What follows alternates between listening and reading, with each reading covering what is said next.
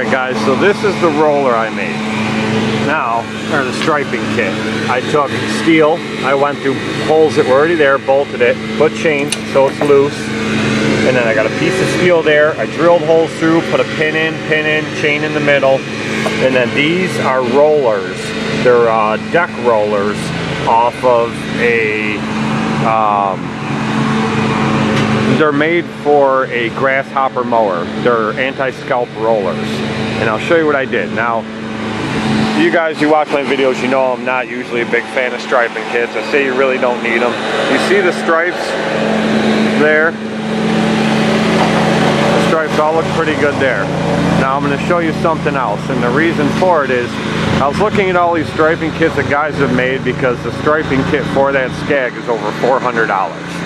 So I was thinking, why can't I just make my own, like I think with everything else. So a lot of guys made them with pieces of welcome mat that hangs down. I was worried about them because when you back up, I'm worried about, is it going to dig into the grass and tear people's grass up?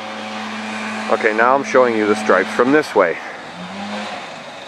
Alright, so the reason is my way of thinking is a lot of guys that are making striping kits, they're showing the stripes. Well, they're showing them from one direction. And on almost any lawn, I can make stripes show up looking at it from one direction on almost any lawn, but then when you look at it from the opposite side of the lawn, you can't see the stripes. So I just showed you right there, you can see the stripes very well from both sides. So I made that striping kit for total cost. I ordered them rollers offline. I paid 14 bucks a piece. I got 5 of them for 75 bucks, something like that, and then maybe $20 in steel. So for under 100 bucks, right around 100, I made that whole kit versus the 400. And I think it stripes well. It does very good. I'm tweaking it a little bit here and there, making adjustments, but it's working well, and it's better than $400 for a striping kit. Stay tuned. Alright guys, so I put a little bit on this roller earlier, but I was in a hurry with a million lawns I was trying to crack out today. It's supposed to rain tomorrow, so I was trying to get ahead. But anyway, I'll give you a little bit more on it. So what I did, this is just flat steel. I cut it to the length I wanted it, and I bent them out so it leaves some slack on this chain here, and then I bolted it through the 2 existing holes that were already there. And then these rollers here, okay, now if you see, they're solid. They're not hollow rollers. They're solid rollers. Each one weighs 15.2 ounces. And then I got a steel bar from Home Depot. What I did was I just drilled holes in it, and I put in these 2 pins so I can take this apart whenever I want to. And I took the chain, I stuck it in a vise and squeezed it to widen it up so it'll slide over, and I bolted it to there. So now I just use the weight of it to pull it. And the reason I use those rollers is I've seen a few guys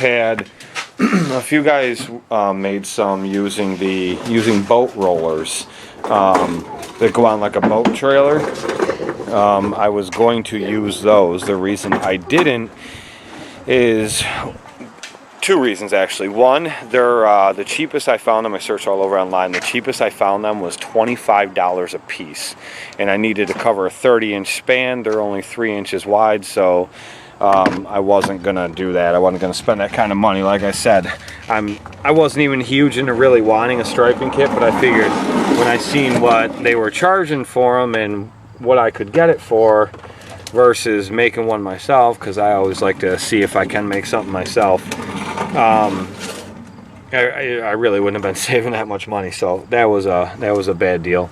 Those rollers are actually anti-scalp deck rollers for a grasshopper mower. They're solid. They're the heaviest rollers that they sell. So I needed something with some weight on it, so they'd be heavy enough to help with striping but not tear up grass.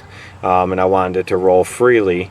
So anyway, so I got those, and with anti-scalp wheels, when I run across someone's driveway, concrete, something like that, it's not going to scrape it all up. It's not going to leave marks, things like that. So that's the other reason I wanted those anti-scalp wheels. So that's what I did. I got those, and like I said, I ordered them off Amazon. They're 14 bucks a piece. I put 5 on there. And so far I've tweaked it a little bit here and there. It was a little bit stiffer, and I wanted it to be able to flex more and to roll more. So yeah, so it's working great so far, and it seems to be a good idea for me. I wanted to try what somebody else did. They used like a welcome mat and pulled that behind, and I think that would work very well. It'd probably stripe better than what I have. My concern is when you back up.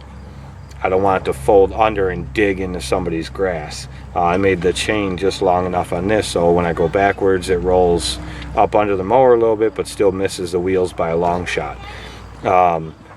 But with dragging that welcome mat, how they flipped it on there and bolted it to a bar across the back, I think that would stripe very well. I'm just concerned with backing up, like I said. And all my turns are 3-point turns. I don't do any 0 turns because that just tears stuff up. But anyway, so I watch the videos on the ones the guys use with like a piece of rubber hanging down or welcome mat, and none of them show backing up in their videos. They're all doing like 0 turns, not 3-point turns at the end of their passes. So I couldn't get a good view to really see how it works, so I didn't want to do it. They say that it doesn't tear up grass, but you know, you can tell me anything. I want to see it. So anyways, that's what I went with, guys. That's how I designed that striper, and it works pretty well. Works very good, actually. I'm very happy with it. You guys seen in the beginning part of this video the difference it makes. So I'll keep you guys postponed, and if anyone has an interest in making one of these, hopefully my video helped you. All right, guys.